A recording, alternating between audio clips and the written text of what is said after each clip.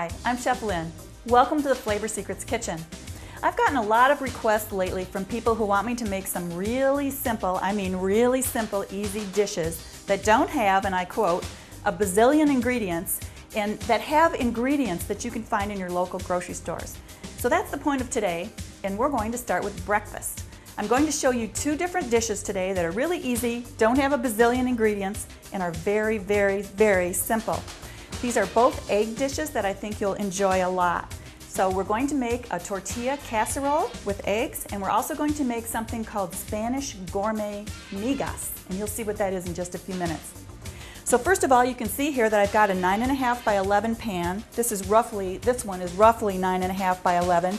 It's oval, but most of them are rectangular, as you know. Either one is fine, it doesn't really matter, as long as it has about the same capacity. And I've just rubbed about a tablespoon of butter on it. Now, lots of bad things are coming out about cooking sprays now, so my advice is just go ahead and use the butter. It's only a tablespoon for about 12 servings, not a really big deal. Okay, now we're going to start heating a little bit of oil in a large frying pan. Just a little bit of oil. This doesn't come out very fast, so that wasn't very much that I put in there. And I want to start sauteing an onion. Now, this is a really easy way to chop an onion. As you can see, I cut it in half first. Then I'm going to take a smaller knife and just follow those lines of the onion around like this. Next, I'll cut it in half. If you have a large onion, you can actually put two lines in there, and then take it in this direction, and you can see it falls right into dice. When you get to the end, you can see how I turned it on its side, and then I'll just go back through that little piece. Here, I'll show you one more time. I've got the other half to the onion. I'm just going to follow the lines of the onion around, and I'm not cutting quite all the way through so that it stays together. I'm just cutting about 1/4 inch apart, and then I'm going to go through the side, again, not quite to the end. And then when I cut here, my dice just falls away. Really, really quick and easy. And there's the end. I'll just cut that up separately so that I don't catch my fingers or fingernails in it. Now here's my pastry scraper again. It's used for scraping the bench or the counter. It's called a bench scraper, but it's also good for moving your vegetables over into your pan. Now hear that sizzle? That's the sizzle of sauté. Sauté means to jump in French. Ooh, my eyes are watering just a little bit. And I want to just stir this a little bit. In fact, I need just a little bit more oil. I didn't put quite enough in there. Just a little bit. And listen to that great sauté sound. I just want that to soften. Next, I'll add a half of 3 kinds of pepper. If you only have one color of pepper, just go ahead and use it. It's not a problem. But I like to use 3 different kinds of pepper just for color and just for interest. See how I cut that into strips first when I'm making dice?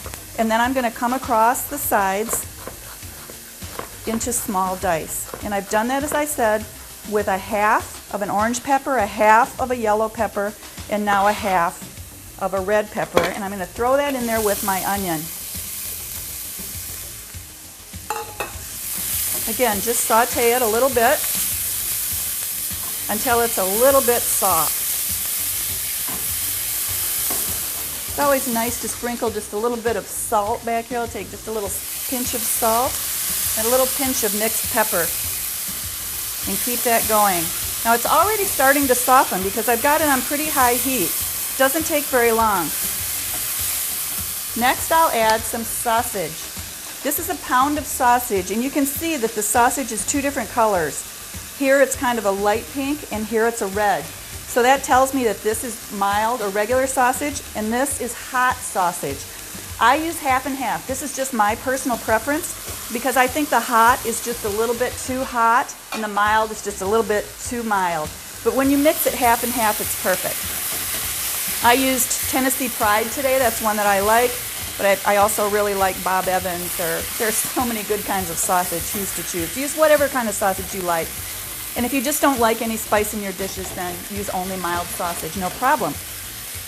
As you can see, I'm keeping it on high heat, and I'm letting this sausage cook. It's okay even if it browns just a little bit. And I'm breaking it up here with my spatula. And just a reminder, this is not a regular spatula. Don't saute with the regular spatula or it'll melt. This is a heat-proof spatula. All heat-proof spatulas are red, but all red spatulas are not heat-proof. So make sure you know what you've got. I know for sure you can find the heat-proof ones at a great cooking site that I use all the time. It's called JB, as in boy, Prince.com. Like Prince, my favorite piston. All right, so we're just going to saute this a little bit until the sausage is cooked through, until it's not pink anymore. We don't want to overcook it, although as I said before, it's okay if it gets just a tiny little bit brown. So this will take a couple minutes until the sausage gets brown. And now that I've got enough liquid in the pan, I can just let it sit there for a few minutes for the sausage to cook.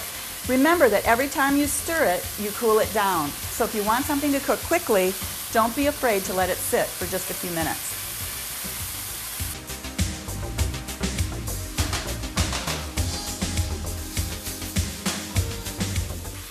Once your sausage is cooked through, you can turn the heat off, and then we'll grab our tortillas here.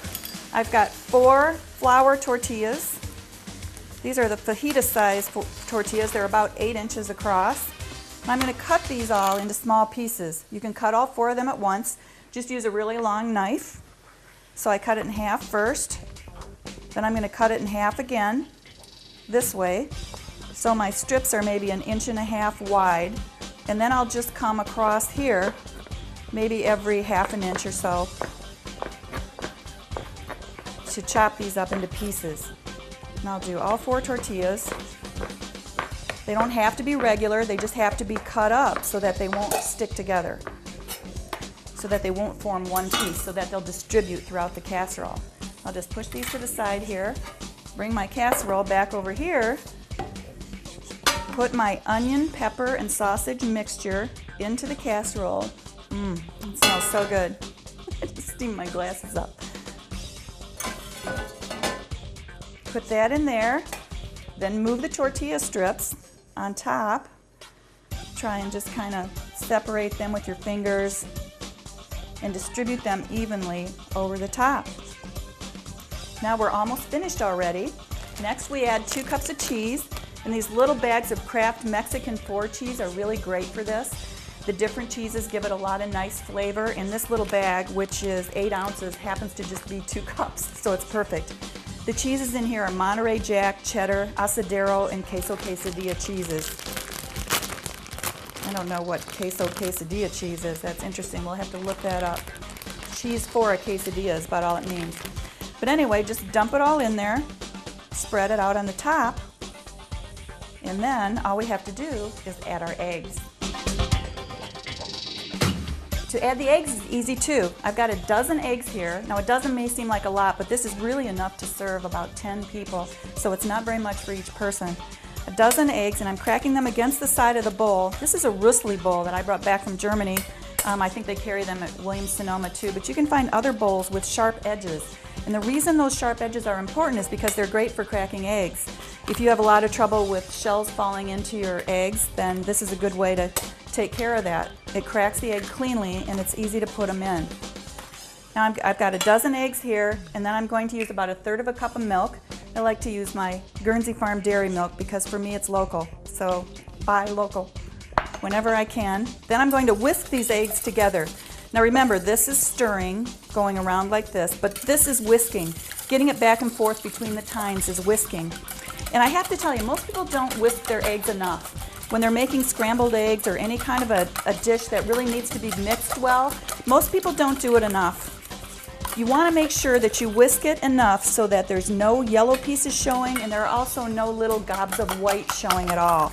So we're whisking again back and forth, probably a little bit longer than you think is really necessary, but it'll make your casserole look a lot better and a lot more even if you just spend an extra minute whisking.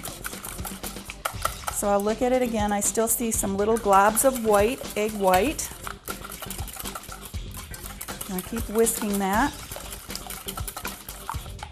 And then to add the eggs to the casserole, all I'm going to do is pour them over, and I'll try to pour them over evenly so that all of the tortilla gets covered with egg. And that's also why I put the cheese on last, because I want the tortilla kind of down inside. Where's my spatula? Let's see, I can just use a spoon here. I want to just kind of press down to make sure that all the bits of tortilla are covered. push them down there. I could have probably been a little bit more careful about that to make sure they weren't right at the edges, but if you don't, this is how you fix it. Just push them down like that. Make sure it's all even. Oh, this looks delicious already because I know what's coming. Then all you have to do is cover this with plastic wrap. And this is the best part about it. Put it in the refrigerator the night before. So this is great to make when you have guests because everything's all done. Not only did you spend minimal effort the night before, but it's all ready. When you get up, all you have to do is put your oven on, go take a quick shower, come back down when your oven's preheated, throw it in there for 45 minutes, check it to make sure that it's done, and it will really puff up. So make sure you don't fill your casserole right up to the top or it'll run over the sides. So I happen to have put one in the oven about 45 minutes ago, so let's go get it. As you can see, the casserole is lightly browned and it's really puffy. So now I want to make sure I let it sit for a few minutes before I cut it, because if I cut it now, it'll run all over the place. So I'm going to sit this to the side and let the proteins in the egg coagulate while I start the second dish. Our second dish, as I mentioned before, is migas. You spell that M-I-G-A-S, and that's a Spanish and Portuguese word for this dish. It's an old peasant dish, as ancient as the hills, and it was originally invented to use up leftover bread. So bread in Spain and Mexico is tortilla. Now we're not going to use leftover tortillas, but you could. These are fresh ones for today, but you could use leftover ones if you want to. I'm going to take out 3 tortillas. In this case, they're corn tortillas.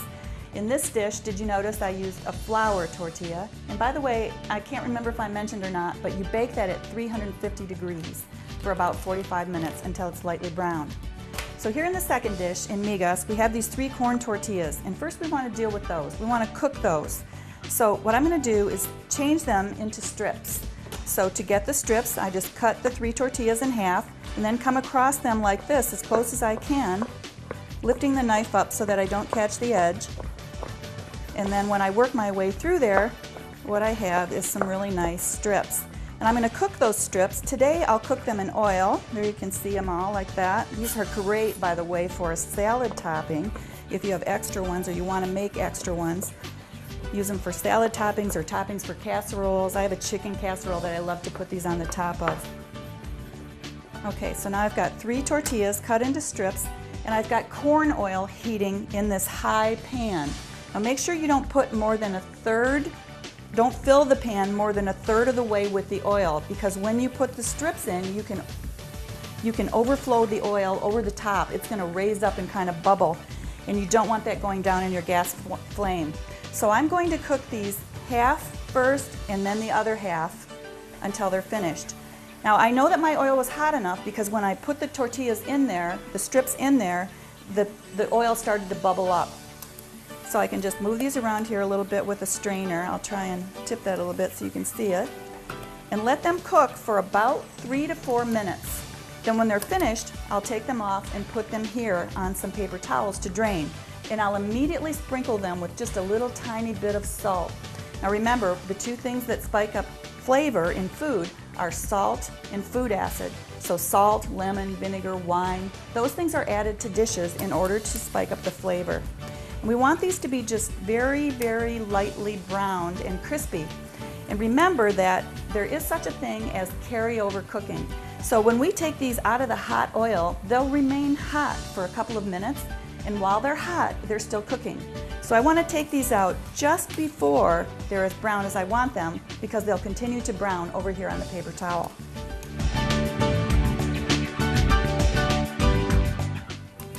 So here come the last of the strips, and notice that before I take these over the fire, I'm going to turn it off so that I don't drip any oil down into the fire and start a flame. Okay, so there are the last of the strips. A very light sprinkle of salt is fine. Now if you don't want to fry these, you can also absolutely bake them instead.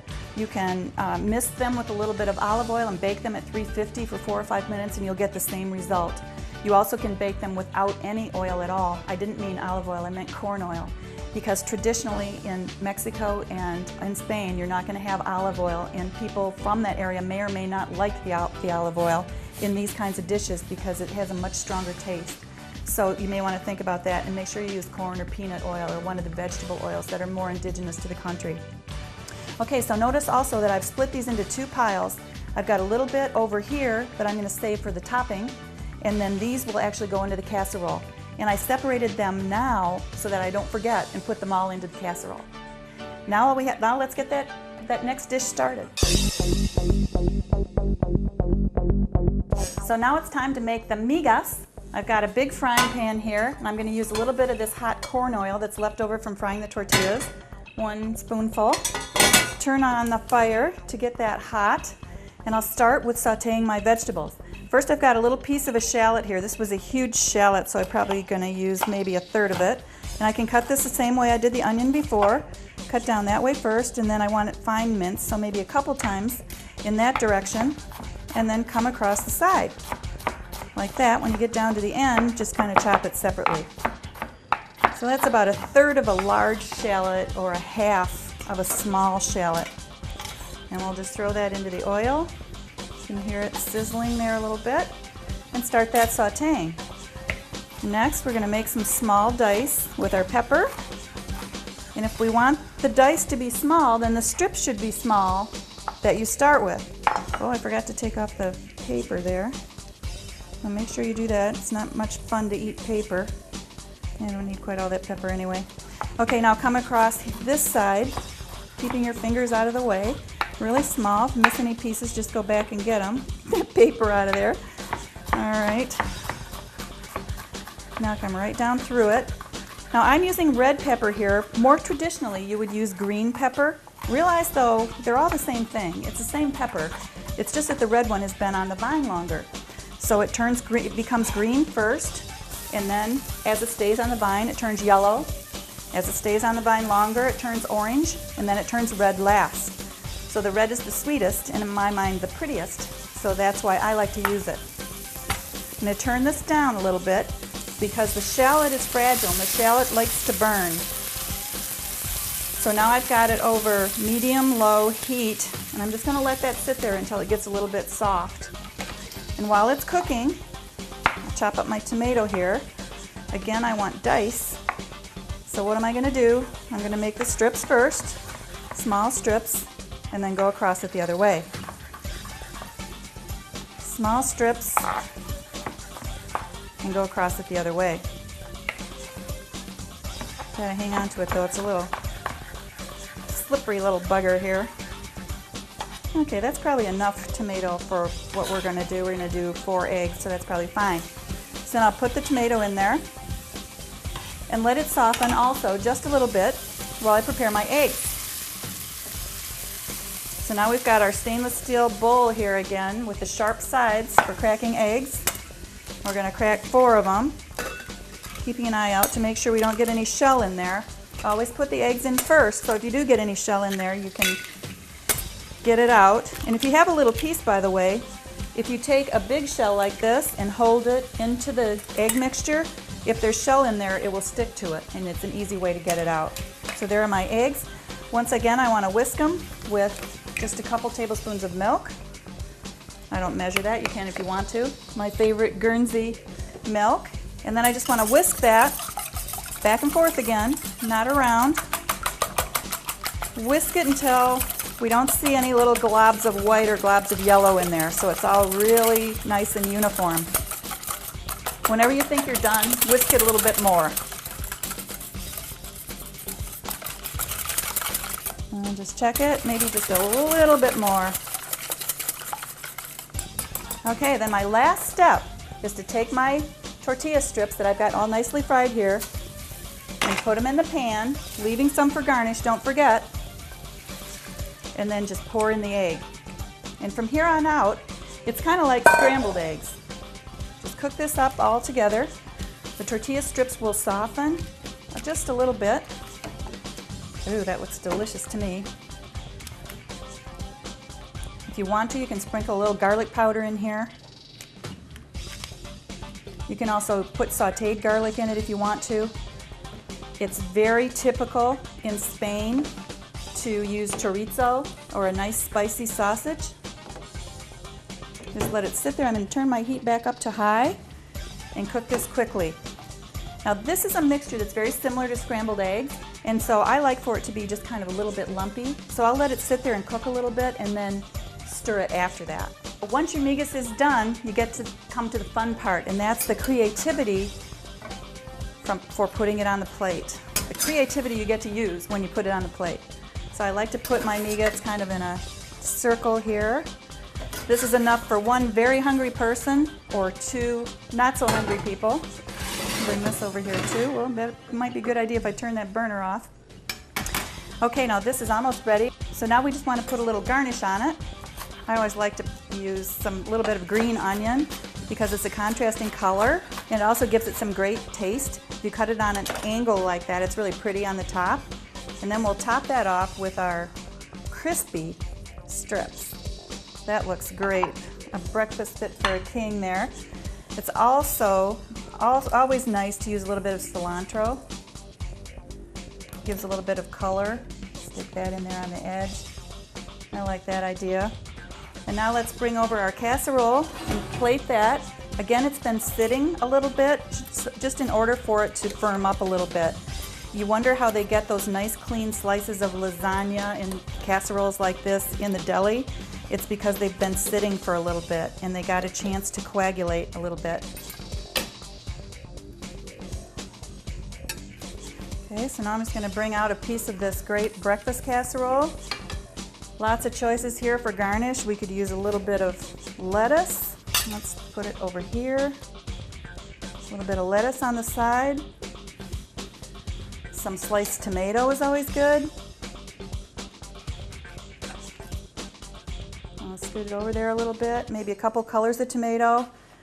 It's especially great to serve tomato as a side when you have some great heirlooms to choose from. And again, we've got a little bit of this onion there, so let's put some contrasting color there. Add a little bit of pepper. And we've also got our spinach back here, which is also a nice contrasting color and one of the reasons that I chose it. And I'll flip it over so that the spinach is nice and moist. And put it on the side. Again, a little bit of pepper, a little bit of salt, and then a little bit of your favorite vinegar. I like to use these flavored vinegars. This came from Birmingham, the Old World Olive Press. This one is cranberry pear. I'll just put a tiny little bit of vinegar on top of that to spice it up. Again, the two things that really spice up flavor are salt and food acid. So there you go, 2 great ideas for inexpensive breakfasts without a bazillion ingredients. Hope you'll try them at home. I'm Chef Lynn. Enjoy.